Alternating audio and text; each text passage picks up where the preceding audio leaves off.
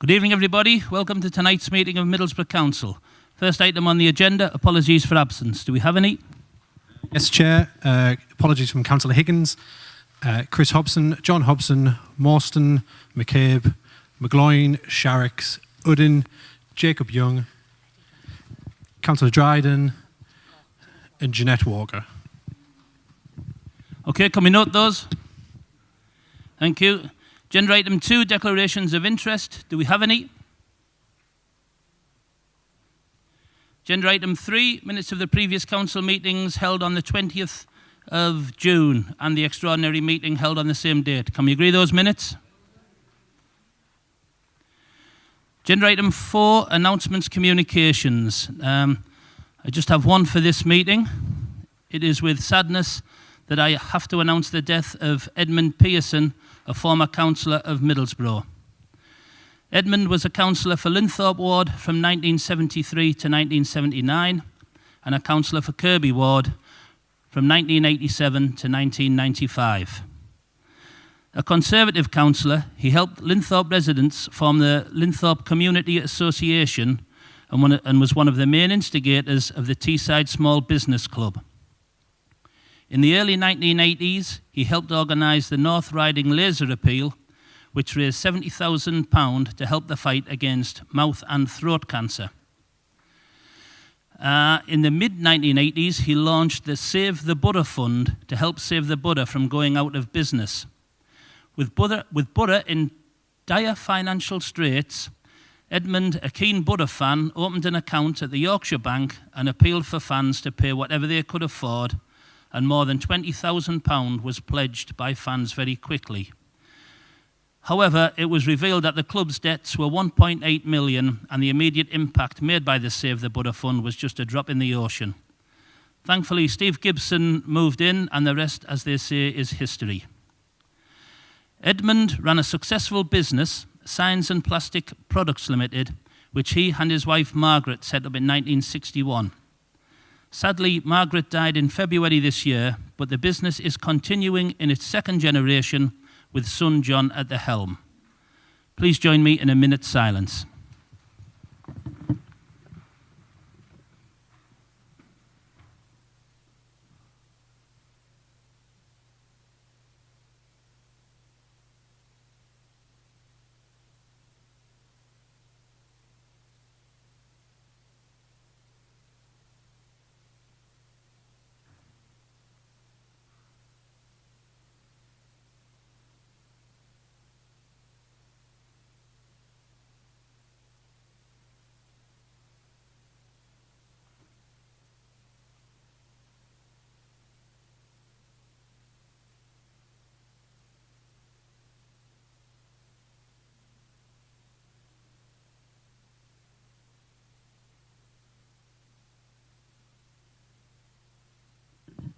Thank you.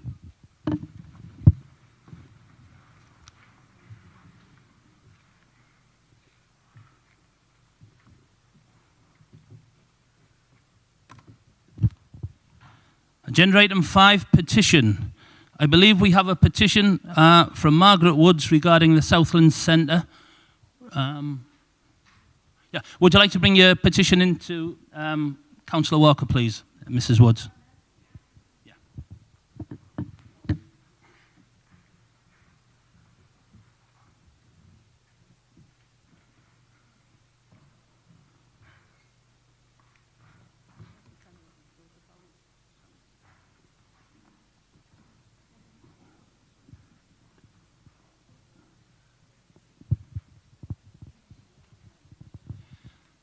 Yes, if you would like to speak to your petition, Margaret, you have 2 minutes to speak to it.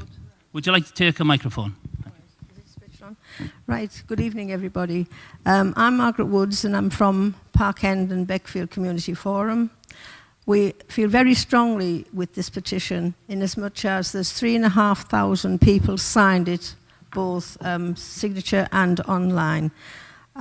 We feel that the decision that's been taken by this local council should be overturned and that it should be reviewed as to save this building, because as a community member who born and bred in Middlesbrough and have seen good and bad decisions made by local councils over the years. I just feel, not only myself, but certainly the 3,500 people who've signed this petition, that they feel the same as me, that this is the wrong decision that this council is taking.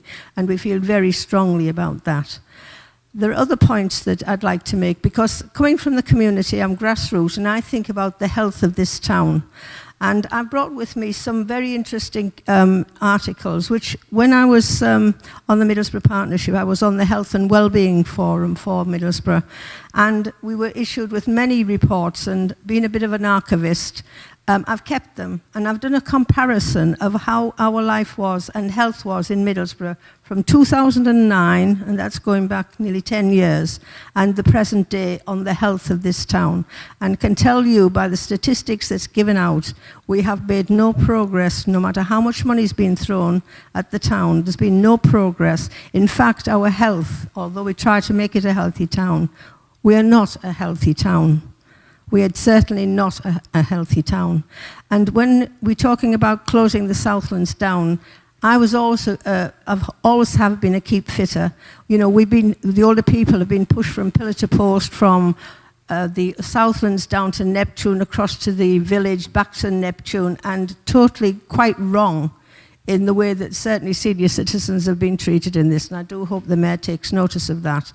The other thing is that from the obesity point, in these reports, which are up to 2017, which is nearly 10 years, there has been no progress on the health of the citizens of this town.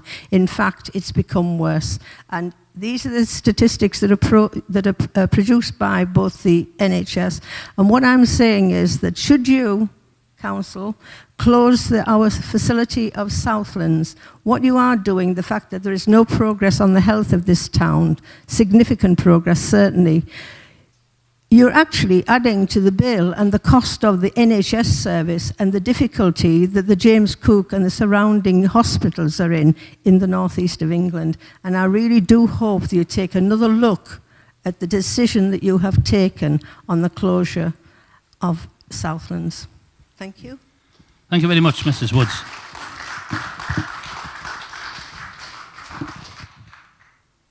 Councillor Walker, would you like to respond?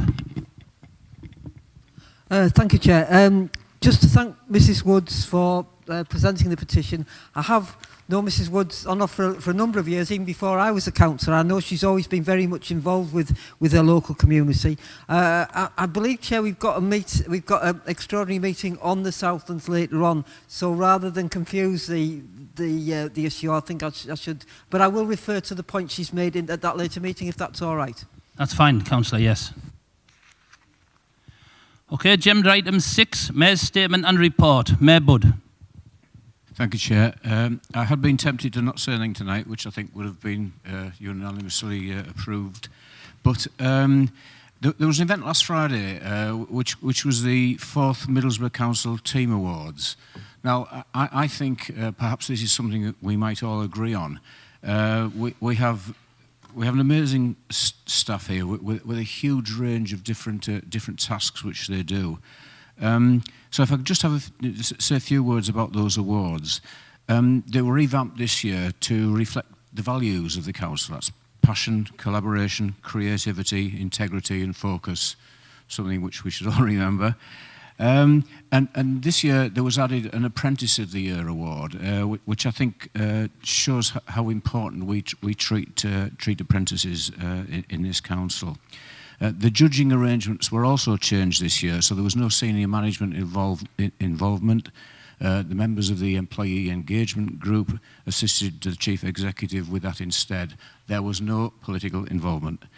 The standard of submissions was really good. There were over 100 submissions. So these are people who believe that they're going above and beyond their normal work and are doing something special for our town.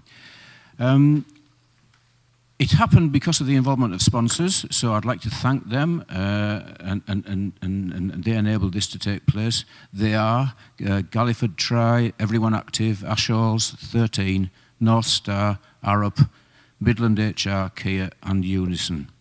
So I'm going to just say a very brief word about each of the winners of the various categories. Category 1 was Outstanding Communication. And this was won by the Impact Drama Group, which was established about 10 years ago, and it provides learning and development experiences for customers with a learning disability. And it provides powerful messages through drama, which works very, very well. The second award, Working Together for Middlesbrough. This was won by the Live Well Centre, a unique city centre wellbeing hub, and in its first year of operation, it welcomed over 60,000 visitors. The next award was Spotlight on Middlesbrough, which was won by School Readiness, Mobile Free Zone Children's Centres. I think this had some national significance as well. Our children's centres took the step of becoming mobile-free zones as part of a wider campaign highlighting the negative impact of parental mobile phones usage on young children.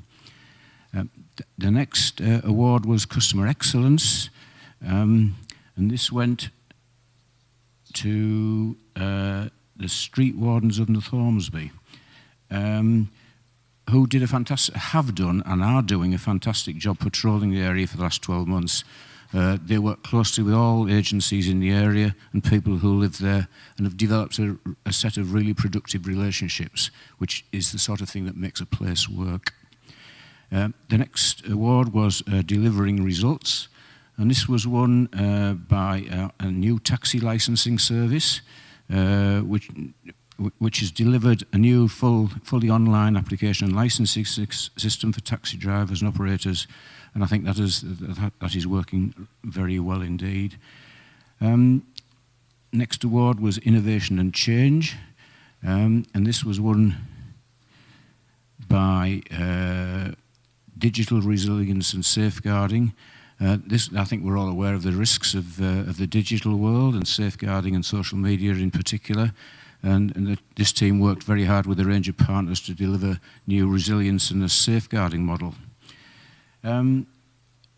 The Apprentice of the Year was won by a young man called James Woodgate, who works in the CAMS Transformation Head Start programme.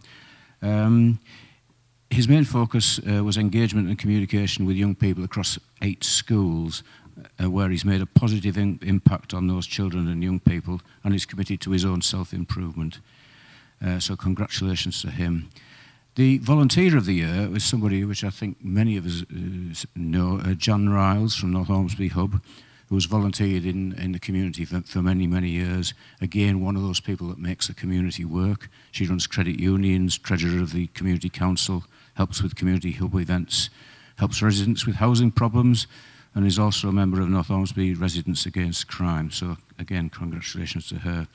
The Team of the Year, part of our organisation which has made really great strides for some very vulnerable people in the town, is the Special Indication Needs and Disability and Vulnerable Learners Team. A bit of a mouthful, but they have actually provided a service way beyond any reasonable expectations, and have helped to change people's lives, which I think is what we're all here for. So I would just like to congratulate all of them and the many people who didn't win. As I said, there was 100 applications, all of them worthy, and I think it gives us some idea of the people that we have working for us, and what a splendid job they do. So, as I say, I hope for once we can all agree to that, and that's all I've got to say, Chair. Thank you.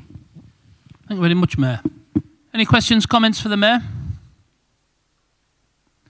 Okay, moving on. Agenda item 7, Deputy Mayor and Executive Member Reports. The first set of questions are for Councillor Charlie Rooney. First question is from Councillor Biswas, and it's on the Snow Centre. Councillor Biswas. Very much, Chair. Is it on? First of all, can I congratulate our executive member for hanging on to this important project, which is the Snow Centre.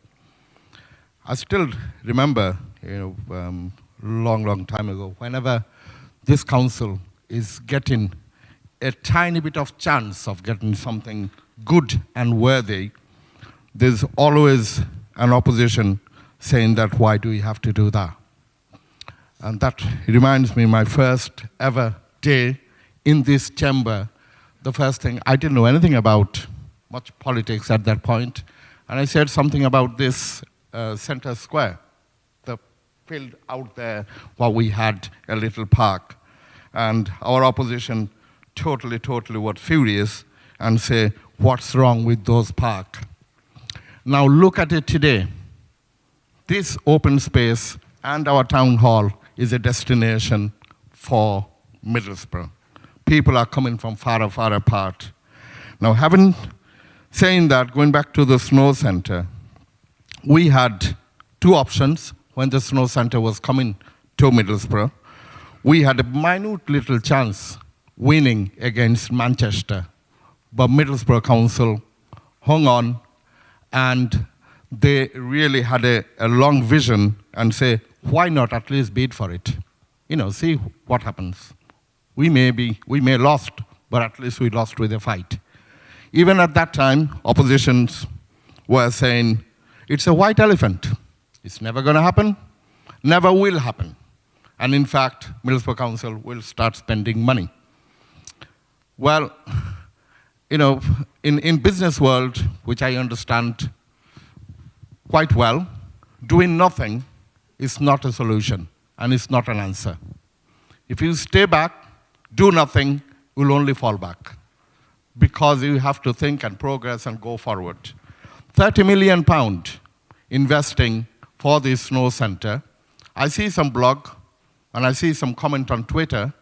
The people as far as Greenland, they know about Middlesbrough Snow Centre, believe me or not. This snow centre, £30 million, not only is 30 million, it's the inward investment what will bring probably. There will be a question. Excuse me. There's no need. This is no need. It's an important issue. We're talking about. Councillor, I'm speaking. Please be quiet. This item on the agenda is for council questions or for councillors to make an observation on and make a comment on an item that's contained within the executive member report that is circulated with the papers.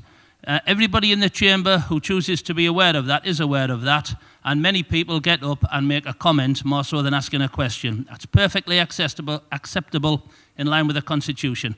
Councillor, I will remind you, you have 2 minutes and you've virtually used it all up now, so I'd like you to sum up, please. Thank you. Thank you for that, Chair. It's the same old thing.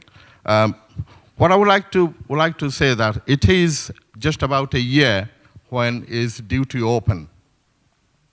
Is everything is in place for the snow centre? Is it going to be open on time? And do you have any other news for any other inwards investment surrounding the snow centre? Councillor Rooney. As far as you're aware, it'll be starting work. The planning will be coming in later this year, and it should be starting work obviously next year. I think the rest of the report adds to that, particularly the Cbr Consumer Report, of positivity in this town. The whole of the report refers to positive items happening in this town, and the Snow Centre is just one of those positive things. It's obviously a private sector initiative, although we have helped facilitate it and have worked closely with them, and it will be a great attraction when it comes to the town. Thank you, Councillor. Next question is from Councillor Arundale, and this is for Albert Road Service levelling. Councillor Arundale. Thank you, Chair. The question's in 3 parts, really. Firstly, what is the whole purpose of this development? Secondly, does it present safety issues to particularly people with sight difficulties or hearing difficulties? And given the state of some of the roads around the town, is this really value for money? Now, before I sit down, can I just answer to Councillor Biswas, because we've never opposed the Snow Centre, and in fact we approved a bridge, through this scrutiny panel, approved a bridge at the dock to help facilitate the Snow Centre. So let's have the story straight. I don't mind being accused of something if it's right, but I'm not going to be accused of something that's wrong. Okay, thanks for that, Councillor. Thank you, Chair. Councillor Rooney. Yeah, the area is part of a larger master plan for the town. Its primary purpose was to attract businesses, which it has with Bistro Up Here and the hotel there. They were brought to town on the promise that we would enhance the area around their businesses, and we have. The work's been delayed at the road crossing because of the businesses have said they want to get the summer season over with before we disrupt traffic or by foot or by road any further. We have had consultation with the RNIB regionally, and we have had consultation with the Older Persons Partnership through our access officer, and that consultation continues. As far as we're aware, there'll be no incidents or accidents on the tabletop out there, but we will continue to monitor it after the work to make sure there's no detriment to anybody of any disability. Thank you, Councillor.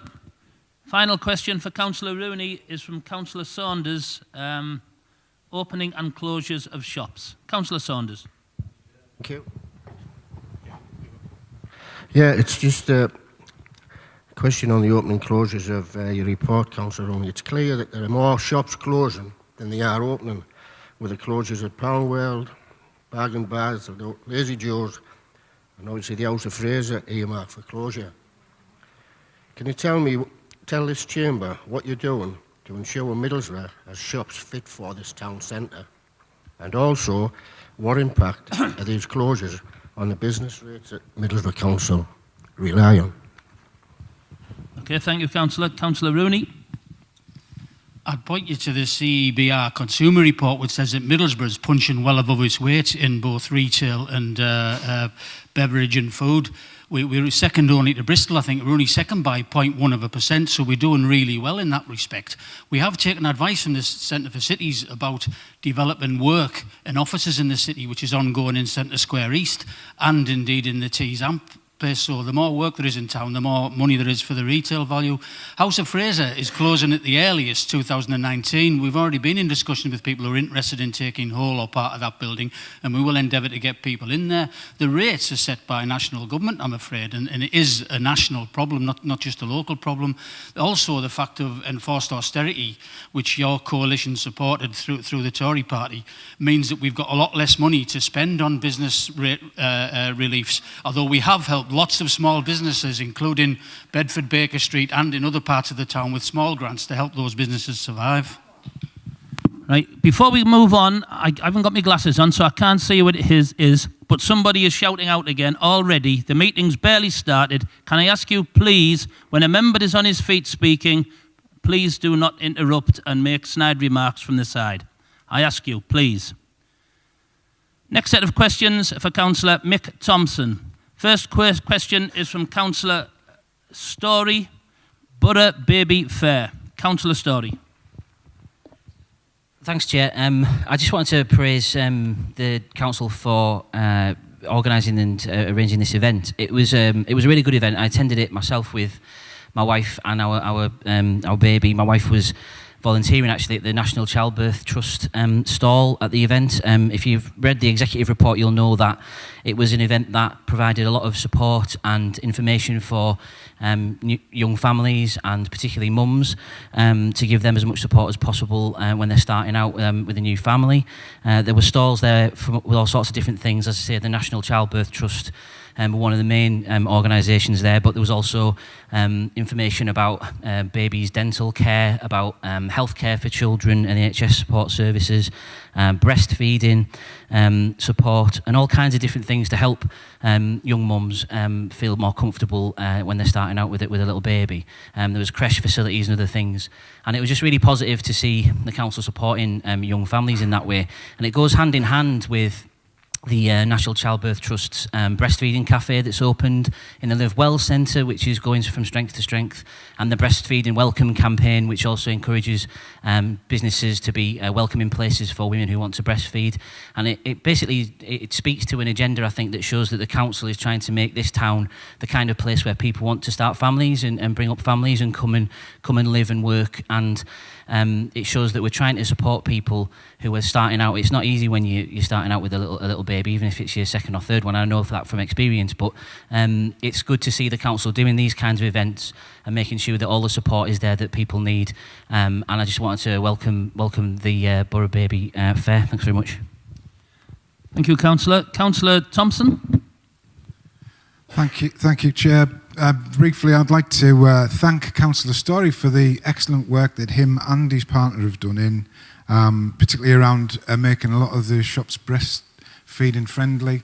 And this looks like it's been a great event, and I'm really pleased that he enjoyed it, and certainly lots of other people attended as well. I think on a disappointing note, the access to the Central Library, and it's mentioned in the report, is not great. And we're looking at trying to source some funding. We've got some design work drawn up. We're looking to get some funding so we make that building much more usable and accessible. Well, thank you for the question. Thank you, Councillor. Second question, again for Councillor Thompson, is from Councillor Mohan, Midsummer Banquet. Councillor Mohan. Please explain why this council think it's appropriate to spend over £36,000 on a lavish opening ceremony for the town hall when the poorest of this town are relying on charities to eat. Thank you. Thank you, Councillor. Councillor Thompson. Thank you, Chair. Yes, I am more than happy to explain. I'll deal with the end part of that question first, because it's one that's been put to me in relation to this, that seems to be a suggestion there's a correlation between having a civic launch and having children who are in poverty and their parents are struggling to feed them. I think if I was to draw up a list as to the reasons why that might be, I'm not sure where having a civic launch would feature there, but certainly on my list of reasons why children would be in poverty would be things like the bedroom tax, things like the two children policy on working families tax credits. So you might want to talk to your friends your colleagues in the Conservative Party, and you might be able to do that. Yeah, I can't see that. You might want to give me it later. But I will continue to give you just some information, because you've actually misinformed the council on the cost of that. But I'm quite happy to, because it certainly wasn't the figure that you've given. Right, come on. Excuse me, can we please... I apologise, Chair, sorry. A councillor is on his feet, giving an answer to a question, and just to remind everybody, please speak through the chair. Do not speak across the chamber to one another. Okay, sorry, Chair. I think you've got to understand as well that this is not just a Middlesbrough thing, although I'm quite proud to say that it is a Middlesbrough thing, but the town hall is recognised as a cultural venue of national importance by Art England, and that's the reason why that they have given us £249,000 a year over the next 4 years towards the running costs. So you need to put that in the context of the money that was spent.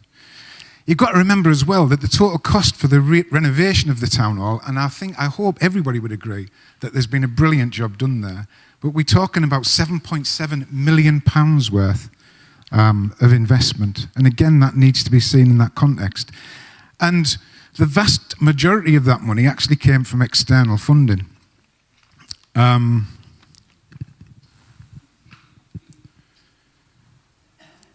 I think the other thing was that the purpose of that civic launch, and there was an agreement with the Heritage Lottery Fund that they funded part of the civic launch, which was around the Southpaw Company and the volunteers and the dancing and stuff that happened there.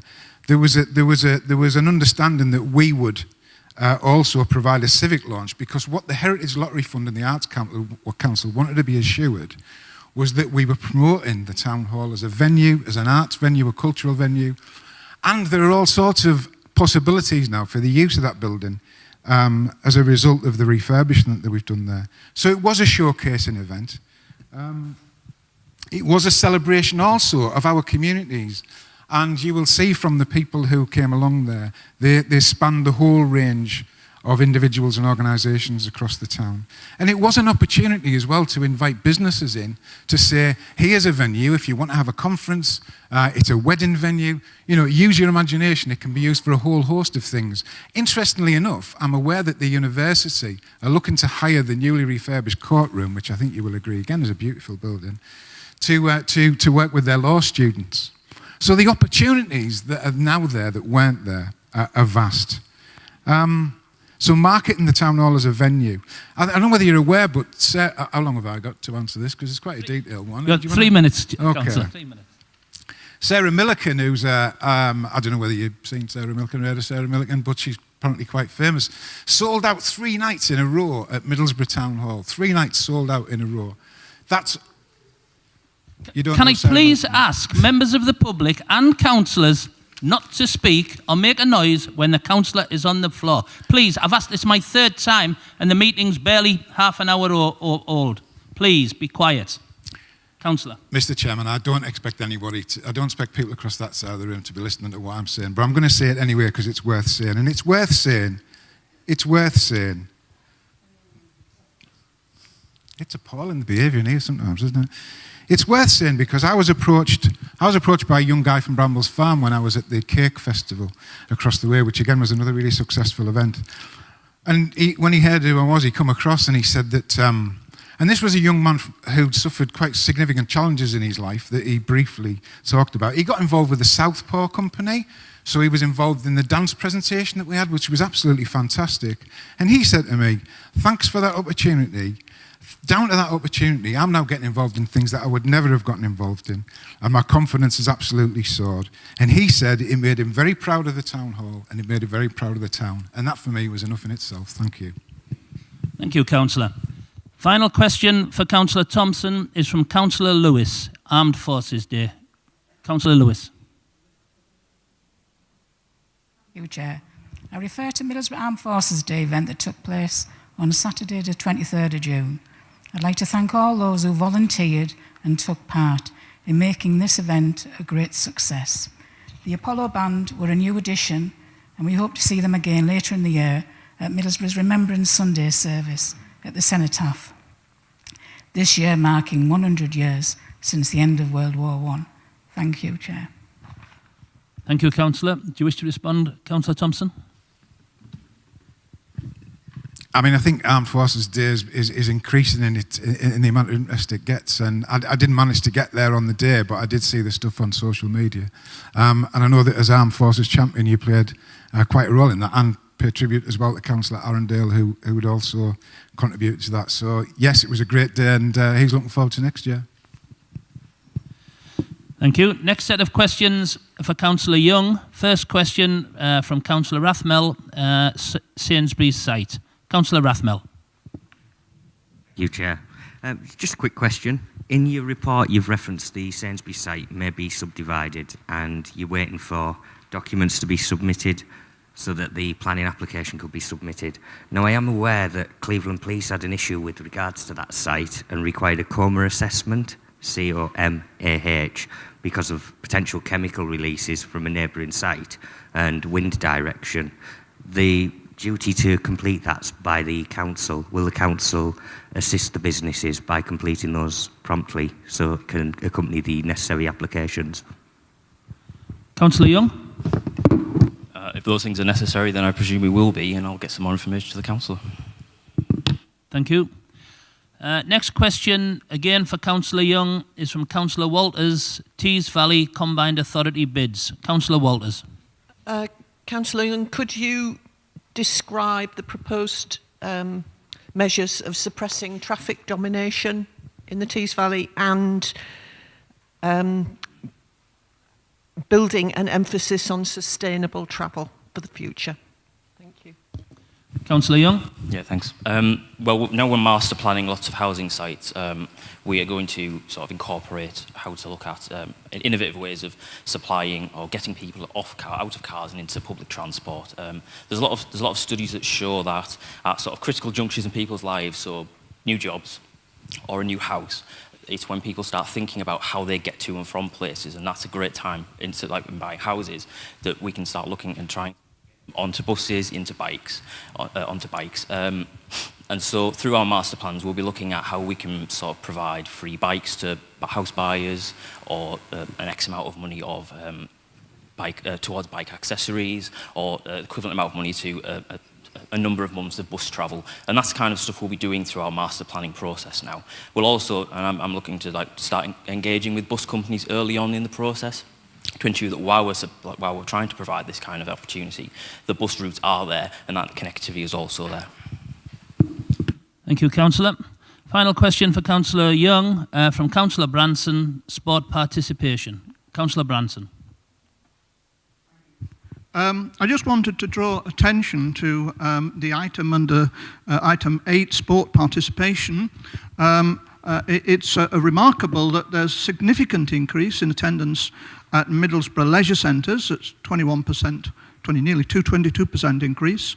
And there are substantial increases in things like swimming lessons and also in the use of the golf course. And I think it's worth saying that this shows a commitment in the town to improving people's health, and that will actually help to improve the life opportunities of people here in Teesside. I'm a regular gym user myself. I know that they do lie to you. They said to me that if I use the gym I would lose weight. Doesn't work, doesn't happen, although I've tried. But at least one thing it does do is it keeps you healthy. I think I would just simply say that it's encouraging to see these figures. I hope they increase, and I hope people follow suit and help to keep themselves healthy. Thanks very much. Thank you. Councillor Young. Well, sorry, we have some great leisure venues, and that's okay.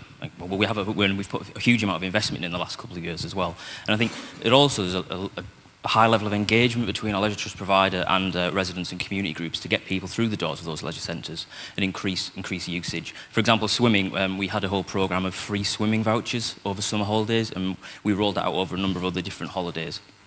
It was predominantly focused in East Middlesbrough, but it was available to everyone across the town. It was for children and families, and that had a huge take-up of people to doing engaging with swimming programmes, and that has resulted in a huge amount of uptake of people taking on swimming lessons and getting active, and also the parents also going through those doors and seeing what's on offer and getting into those gyms. And like I said, it is a part of our commitment to get people more active and more healthy in Middlesbrough.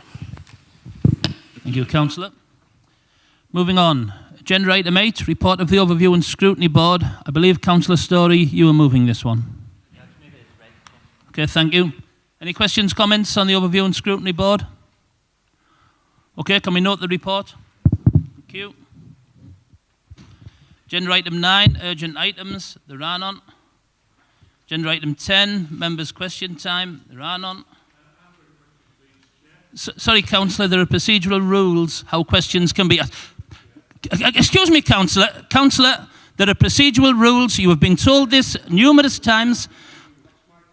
You are not going to ask your... Councillor, there are procedural rules for how these meetings are held. Councillor, Councillor, the chair, once the chair is on his feet, you have to be quiet. Councillor, I ask you once again... Right. I now propose a motion that the councillor not be heard further. Do we have a seconder for that? Okay. Councillor, it's been moved that you were not heard further. Councillor, right, I now move. Right, can we have a vote that the councillor not be heard any further? All those in favour, please show. Councillor, yes, you...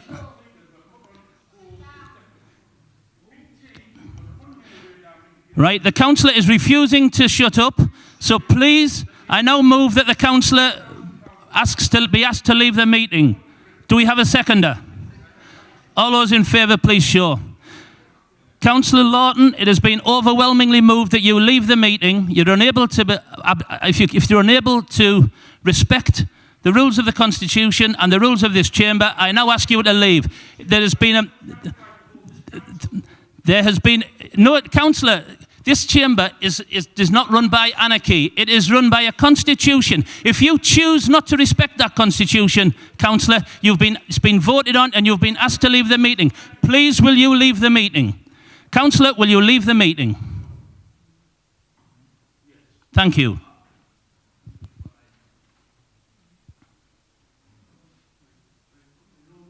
We are waiting for you to leave the meeting, councillor.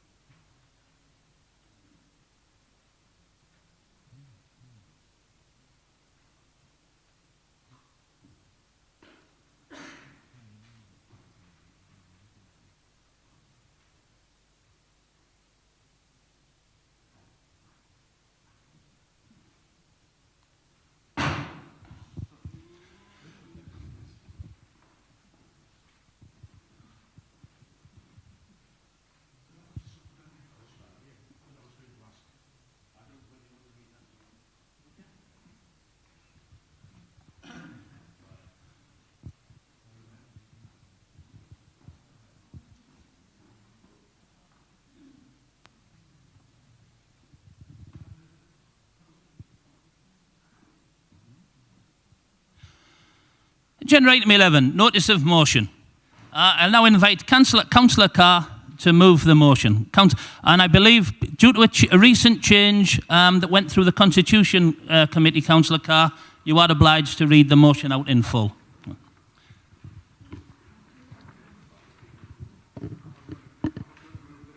Yes, until a couple of meetings ago, that was acceptable, Councillor Carr, but apparently there's been a change. So. Duty of care to care leavers. Middlesbrough Council recognises the difficult transition care leavers face as they move out of care and into adulthood. A recent report by the Children's Society found that when care leavers move into independent accommodation and manage budgets for the first time, many fall into debt and financial difficulty.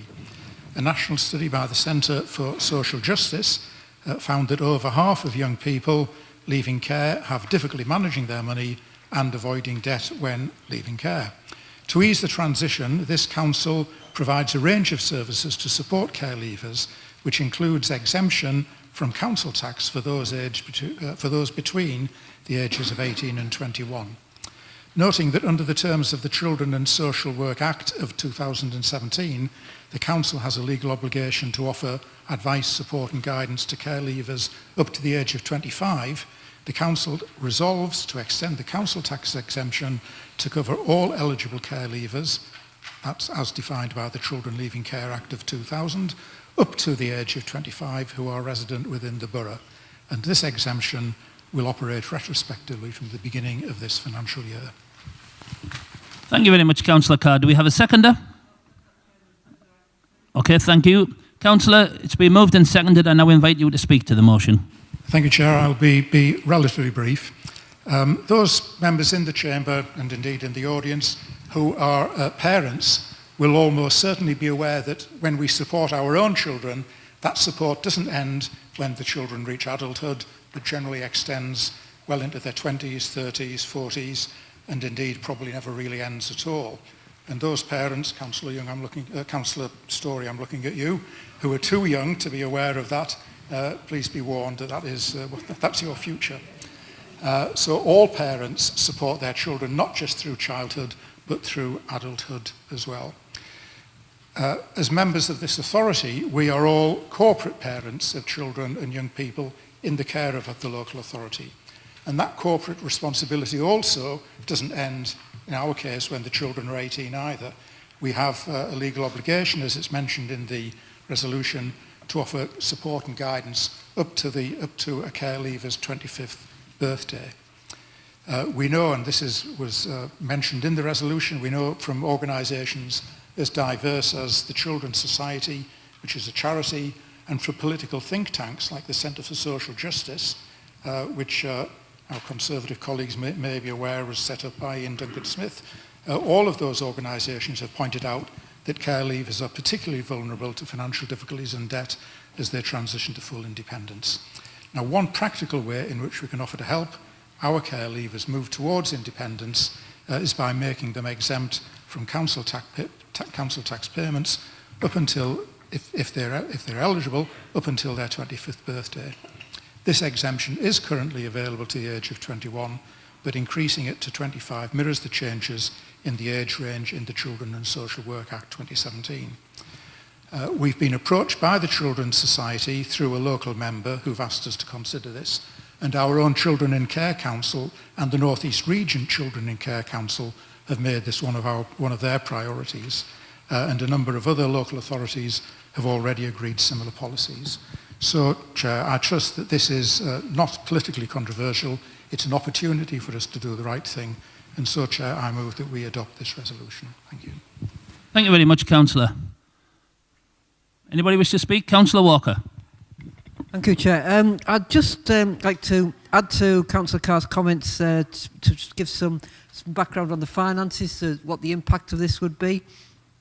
As Councillor Carr mentioned, we've already agreed, as we did in 2017, to cover care leavers up to the age of 21, and that's at a cost of around £13,000 a year. It's very difficult to predict what it costs because you don't know which care leavers are going to be in the position that they're paying council tax, which ones are going to have their own property and where that would apply. And it's projected that it will cost an additional, if we agree this tonight, will cost an additional £5,000 per year for each of the next 3 years. So over a 6-year period, it's believed it would add about £20,000 a year.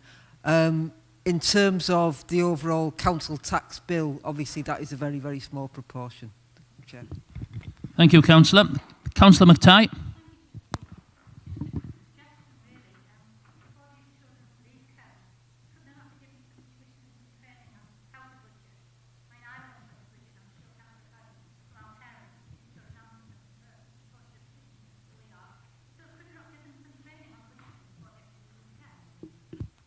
Okay. Do you want to respond to that, Councillor Card, or do you want to pick it up when you sum up? If I reply at the end. Yes, that's fine. Any further questions, comments? Sorry, any further comments? Sorry, Councillor, yes? Yes, thank you, Chair. We totally support this. It's an excellent scheme. I'd like to congratulate Councillor Cairn, Councillor Nicky Walker. Well done for this motion. Thank you. Thank you, Councillor. Okay, Councillor Carr, I invite you to sum up. Well, thank you, Chair, and thank you, colleagues who've supported this. As I said, I don't think it's politically controversial. It is the right thing to do. In relation to Councillor McTighe's suggestion, one of the activities that care leavers take is they become part of what's called the pathway process. We have a team of social workers who guide care leavers through the process of coming out of care and support them, or at least offer them support up to the age of 25. So exactly the sort of issues that you've referred to are in fact offered. Other than that, Chair, I think that what we're doing here is adding to the level of support and guidance that we're able to give. So I think this is a practical contribution, but it is, as Councillor McTighe said, that is something that is important and is already on offer. Thank you. Thank you, Councillor. Okay, we'll go straight to the vote. All those in favour, please show.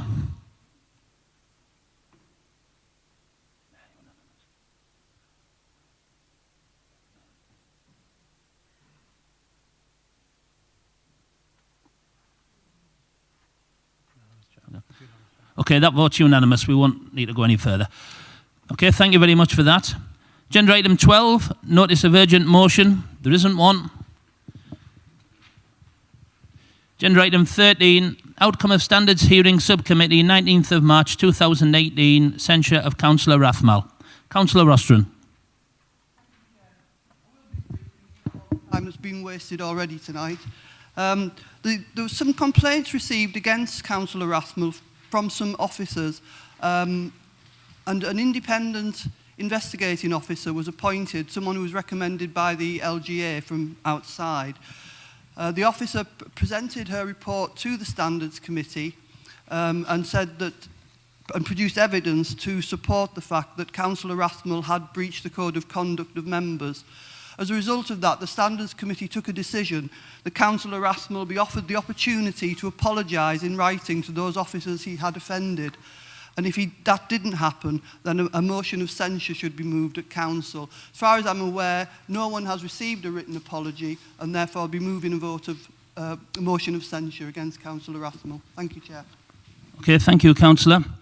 Councillor Rathmell, you do have the opportunity to speak why you shouldn't be censured, but I would reiterate, it's not a rehearing, it's not an appeal. All the evidence has already been heard and a decision's been taken. This is purely your opportunity to tell the Chamber why you believe you shouldn't be censured. Councillor Rathmell. Yes, thank you for that, Chair. It's an interesting report. Some people would call it blame shifting. It's when you accuse your opponents of doing something you've done. For example, we knew this was coming. We knew 18 months ago, and then we knew in July last year when it was referenced in a previous standards report. Actually named the Mayor and Deputy Mayor. It was a meeting we had where this was one of the threats. But I anticipated this would come. I thought it would have come 3 months ago, and I wouldn't have had to chase officers for this honour because they were holding back, and I don't know if that's anything to do with the fact that the two complainants, which are listed in the report as the monitoring officer and the chief executive, have been remarkably keen to get their hands on an audio recording in which the monitoring officer asks myself and a fellow councillor if I think he's corrupt and bent like Tony, Kevin and others. It goes on. Obviously, I replied with the right answer that I'm possibly not going to comment on anything that I can't prove. But again, it's another good example of this authority using a Labour bias committee to apportion blame for their own conduct. In fact, so much so, as Councillor Moan left one of her previous meetings, she was referred to in front of our group members by the Deputy Mayor as a CUNT. Not appropriate. Councillor, we're getting way off beam here. No, we're not. This opportunity is for you to explain to this chamber why you shouldn't be censured. Well, perhaps, Chair. Whatever you've said so far hasn't really been relevant to why you as an individual. Please, I'm speaking. No. I don't interrupt you. Please. You just did. This is an opportunity for you to explain to the chamber why you shouldn't be censured. Please, can you stick to that and not start going all over and bringing up that's points fine. that aren't salient to your censure? I'm going to keep it purely to what the required standards are and what the mayor of this authority, who was in the paper, considered required standards. So to that note, I hope to join his executive next week. After all, bullying a senior female employee gets you promoted to chief executive. With regards to abuse of position and sanctions, the complainants have also abused their position, and it was confirmed by the Deputy Monitoring Officer last week, and I'll quote, "I agree, MBC can only impose sanctions on an elected member through the application of a standards process, and that only the Standards Committee has the power to determine the code of conduct complaint." Councillor, but within this authority... Councillor, please, that is exactly what's happened. There's been a hearing, and that is exactly what's happened. I'm really struggling to follow your line of argument here, why you shouldn't be censured. Well, perhaps... Please, I've asked you a couple of times, can you stick to the point and advise or put your case to members of this chamber why you shouldn't be censured? Yeah, I don't think I should be censured because, as you can see, the majority of councillors within this chamber are Labour, and they have an agreed set standard that they conduct themselves to. Now, yes, I would agree my standard fell below that in so much as I haven't gone to those lengths. And opposition members, where they're penalised, obviously require to sit in front of a Labour dominant and biased committee to face sanctions.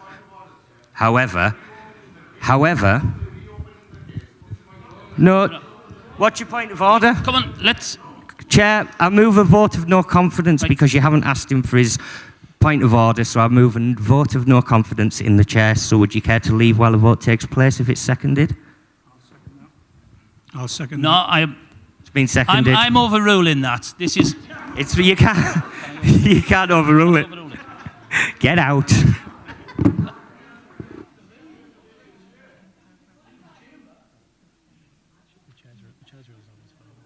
Say what?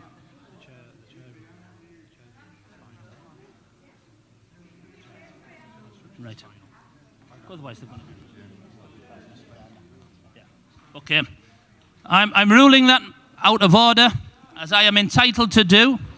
We're not going to have this chamber turned into a pantomime by one or two individuals over there. You've had the opportunity. I've given you 3 opportunities to address your censure. You are not going along with it so far.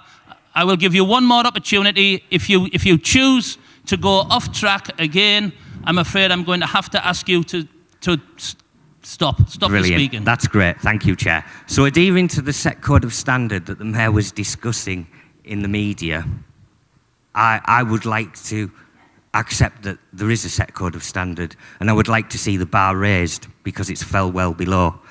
And again, this Standards Committee and the standards process is used as a tool or an attempt, it's a feeble one, to silence opposition members. I mean, you'll be aware that it's been going on for years and it's not a unique process. You'll be aware that the Labour councillors quite often criticise prominent business people within the town, entrepreneurs and investors. I haven't actually done that, and I'll support them where necessary. In fact, I would like to see Mayor Budd adopt a code of conduct which is consistent. Right, I'm going to cut you off there. No. You've had more than enough opportunity to address why you shouldn't be censured. You're going off on different tangents, and I'm sorry. I'm asking for the bar to be raised. No. Are you against that? No, I've given you 4 opportunities, Councillor. You've 3. chose to abuse all of those opportunities. I ask you now to sit down, please. Chair, do you not agree Councillor, that I ask you to sit do you down. not agree that the standard should be raised so that Labour Party members are not posting about That isn't what we're here to, exciting, impressive that isn't pictures what of new we're here boys to on discuss. Twitter? Councillor, I've already had to do it once tonight. If you don't sit down, I'm going to move a motion that the councillor be not heard any further. Thank you. Does anybody want to move anything now from this? Councillor? Thank you, Chair. I would like to move the motion of censure against Councillor Rathmell, and I must point out that the Standards Committee and the process isn't a local procedure or process. It's a nationally agreed process. Okay, do we have a seconder for that? Okay, it's been moved and seconded. All those in favour, please show.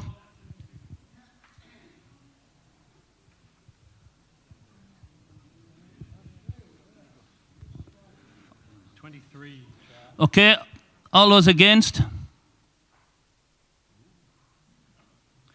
Okay, that's carried.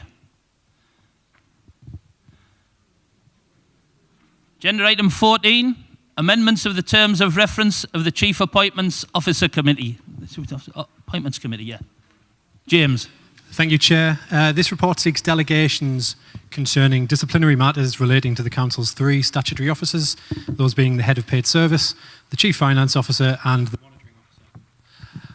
The first delegation being the power for the Chief Officer Appointments Committee or the Chair of that Committee in an emergency to suspend a statutory officer on full pay pending investigation.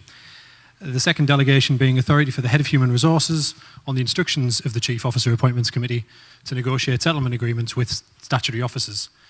The terms of the settlement agreements will be sanctioned by the Mayor in the case of the Head of Paid Service or the Head of Paid Service in the case of the Monitoring Officer or the Chief Finance Officer in consultation with the External Auditor. If the total amounts to a single payment of more than £100,000, full Council will be given the opportunity to vote before the package is approved. I ask the Council considers the recommendations. Thank you. Any questions, comments? Councillor Rathmell. Thank you. There's a few questions. Would you like them all at once? Yeah, can do. Yep, okay. Can it be explained why statutory officers that are facing disciplinary action can have a hugely expensive exit package negotiated behind closed doors? Secondly, can you explain if this privilege will extend to all officers facing serious disciplinary action, or is it merely just senior officers? And if not, if it's appropriate to be offered to the Chief Executive, Monitoring Officer and 151 Officer, can it not be rolled out to everyone? Can you explain why you think it's appropriate to be able to offer the Chief Executive, 151 and Monitoring Officer huge payouts if they're facing disciplinary action? It's something Cleveland Police have moved away from. Are you aware of any potential disciplinary action that's likely to be needed against these officers within the foreseeable future, moving this report? And why do you think it's appropriate to allow an officer facing serious misconduct charges, but particularly these 3 senior officers, to simply leave with a golden handshake and an enormous payoff? I think that's disingenuous and disrespectful to all officers. Okay, thank you. James? Chair, if I can answer all of those questions in one. This report is just to deal with delegations from full Council to the Chief Officer Appointments Committee and further down to officers, and I don't think it's appropriate for myself to get involved in hypothetical situations. Thank you, Chair. Thank you. Okay, no further questions, comments. Can we agree the report? Okay, thank you. That being the conclusion of all business, I'll bring this meeting to a close. Thank you.